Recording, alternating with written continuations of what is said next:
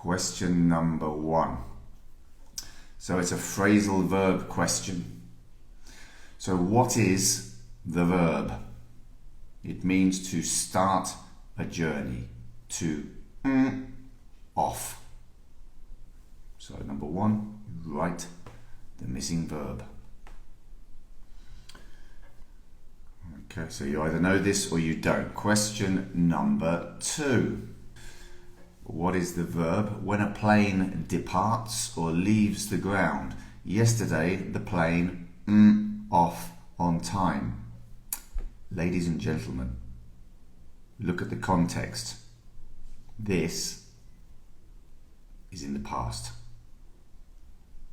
Yesterday, the plane off on time. What's the preposition to get a car or a taxi? And it means to enter. So to get a car or taxi, what's the preposition? Question number 4.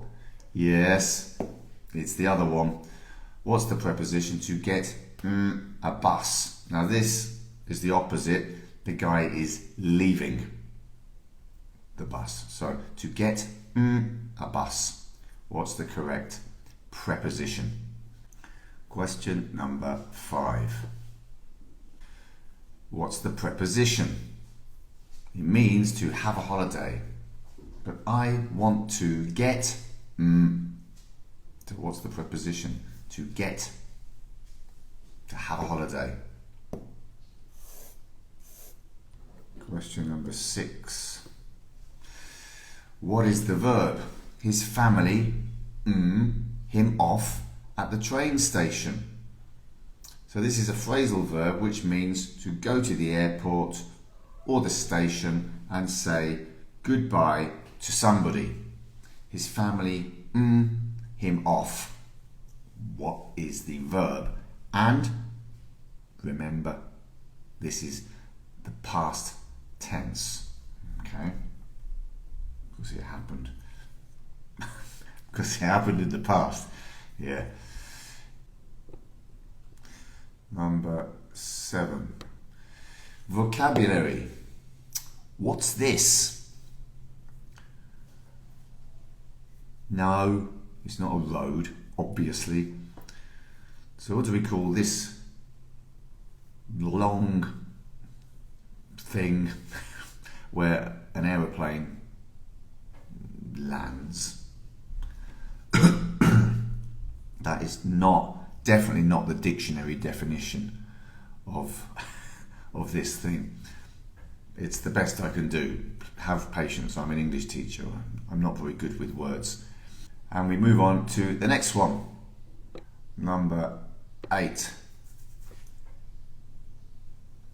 What's the long space in the middle of the plane called, where the hostess pushes the trolley and says, "Would you like a snack?"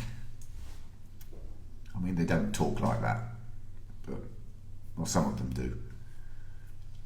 So where the hostess, or I don't think they're called hostesses now, are they? What are they called? Air steward. Yeah, the air steward. So where the air steward will pass to get from one end of the plane to the other. Well, in fact, everybody has to pass here to get from one end of the plane to the other. It's not exclusively air stewards. It's not like everybody else climbs on the top or climbs over the wings. So let's move on to the next one. What have we got here? Okay, it's pronunciation now. Pronunciation. So I want you to say, I don't care where you are, what you're doing, if you're in church, I hope you're not in church and doing the quiz. I mean, but wherever you are, I want you to say these words out loud. 3 words. I want pronounce them now.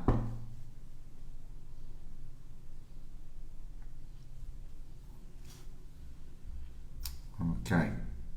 So you've got 5 seconds to finish pronouncing these words. Okay, I'm going to tell you the pronunciation. You be the judge. Okay, was your pronunciation the same or different? If it was the same for all three, then you get 1 point. But they have to be all correct. Pronunciation. Flew, through, grew. So if all three were correct, you get 1 point. If you get one correct, you get 1/3 of a point. You know what I mean? Okay, next question. Question 10. How do you pronounce this word? Say it.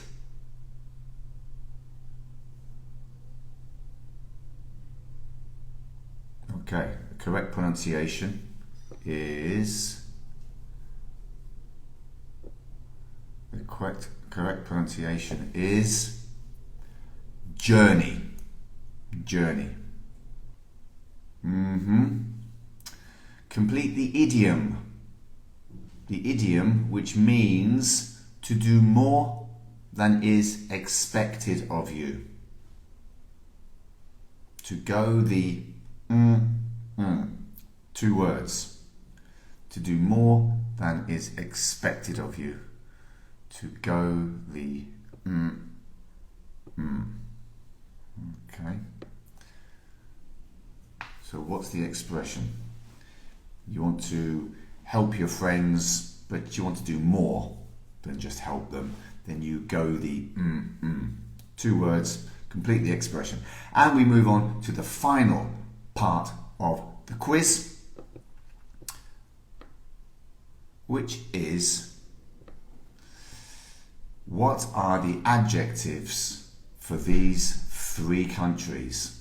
So these are 3 questions, 12, 13 and 14. This is the end of the quiz.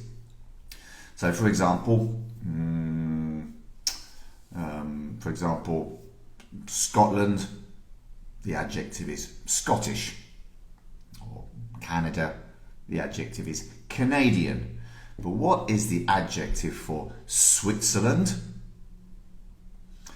the Netherlands, and Sweden? Okay, that is the end of the quiz. What do you think the answers were? And you can also check how many you got correct. So number 1, what is the verb? To start a journey is to set off. To set off. So you could, let me give you a couple of examples. I'm going to Africa tomorrow, and I'm setting off at 7 in the morning. Okay, or I could say, what time do you normally set off to go to work in the morning? Okay, question number 2. Question number 2. Yesterday the plane off. It's the past tense of to take off. To take off. Okay, the opposite is to land, which is not a phrasal verb. So the past tense is took. Took. Okay, next question. Question number 3. To get in. To get in. Now you can say to get in, or you can say to get into. These are both possible. To get in or to get into.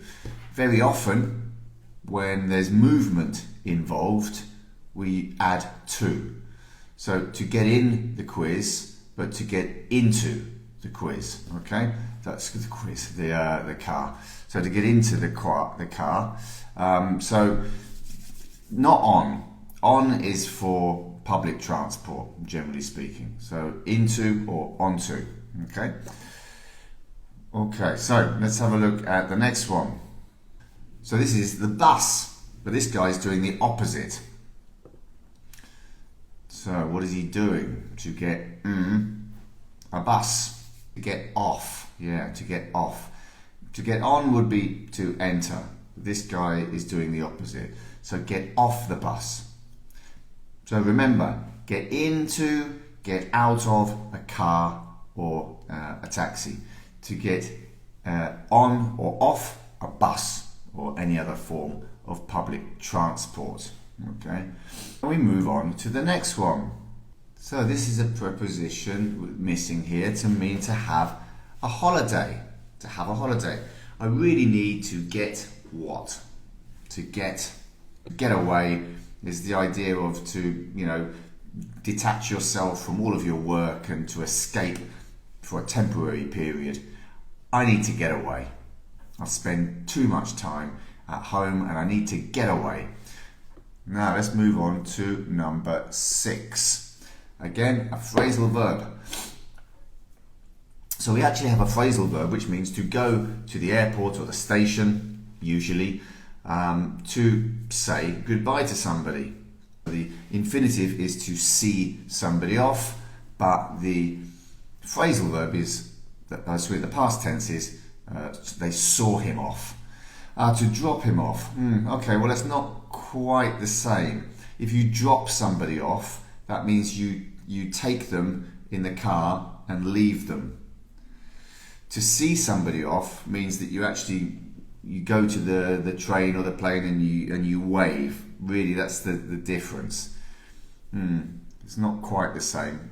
So to see somebody off is more the idea of, to say goodbye. To drop somebody off is physically to take them in the car. Okay? So it's possible to see somebody off even if you don't drop them off. For example, maybe they go to the station with their car and you go with your car just to say goodbye. So you see them off, but you don't drop them off in that particular situation. Okay, let's go on to the next one. So what's this? What's this? I'm going to be very strict with the spelling here. Runway with no A. Okay, there's no A. It's not runaway. Now, the reason I said this is because it's a very common mistake for people to write runaway with an A. Okay, maybe you're one of these people. So, I'll explain to you. The runway is this long piece of road where an aeroplane lands. Run away with an A is a word in English, but it usually describes a person who has escaped. So for example, a runaway could be a small child who has argued with the parents and left home. So they might call that child a runaway. Or maybe you can talk about a runaway from a prison or something. Somebody who's escaped could be a runaway with an A. You can also talk about, use the word runaway with an A, run away, as an adjective to mean, for example, you might describe something as a runaway success. In other words, a complete, absolute success. So anyway, the correct answer here is runway with no A. So we're going to question 8. What's this thing, this part, or in the middle of the plane called? Where everybody walks up and down the middle. Well, not at the same time. I don't mean, you know what I mean. It's the way to get from the back of the plane to the front of the plane, or the front of the plane to the back of the plane. I don't know why I'm having such a problem describing this. So it's an aisle. It's not a corridor. Probably, in many languages there's a similar word which sounds like corridor. We do have the word corridor in English, but we don't normally use it for the middle of the plane. No. So corridor, I suppose a corridor is usually a closed space in a building. So maybe in a school you might have a long part of the building with classes on either side, and your teacher will say, "Don't run in the corridor, John." That's not true, I don't run anywhere. So, the corridor is usually in a building, in a hospital, for example, you might have a corridor. Okay. But an aisle, this is interesting, an aisle you will find in an aeroplane, a supermarket. So, for example, in between all the shelves is the aisle. This is also true in the church. So in the middle of the church is called an aisle. So when you get married, you walk up the aisle. Okay, so there you go. In a church, in a supermarket, and in an aeroplane. Technically, we'd call this the aisle. Certainly, if you want to have a seat in the middle, you ask for an aisle seat. You would never ask for a passageway seat. And on the other side is a window seat. Okay, let's move on to the next one. How do you say these words? Well, I told you earlier, it's flew, through, and grew. You should pronounce them all correctly. And my tip for the week was these all sound like blue. Flew, blew, through, blew, grew, blue. Okay? We don't pronounce the W. Some people say threth, thregreth. Terrible. Don't do that. Okay? It rhymes with blue. Okay, so that's 1 point for all three of these. I'll give you a third of a point if you get 1 or 2 correct. Okay? And we move on to question number 10. The pronunciation of this word is journey. So this is jur. Has the same sound as like bird or work. Jur. And then knee. Like, this is my knee. This is my other one. And finally, no, it's not finally. We've got number 11 now.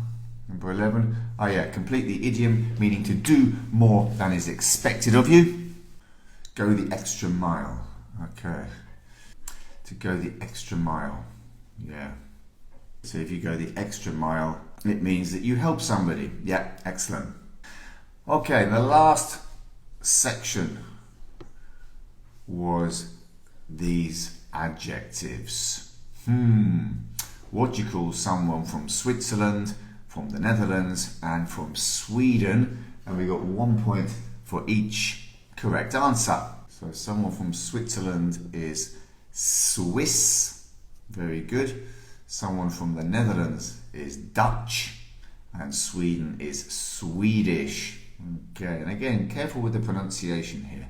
Switzerland is not Switzerland. Switzerland. And Swiss, not Swiss. Swiss. Maybe it's Swiss after you had a glass of wine. So with a S, Switzerland and Swiss, the Netherlands and Dutch, and Sweden, not Sweden, and Swedish. Okay, and as I mentioned this week, some people get confused between German and Dutch. Okay, the word.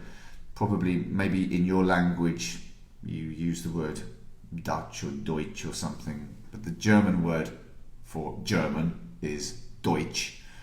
But in English we say Germany and German, that's the adjective, the Netherlands and Dutch. So be careful with that, those often confused words. There we go. So tell me how many you got correct. I'd be interested to see in the comments. So listen, keep sending me your scores. Bye guys.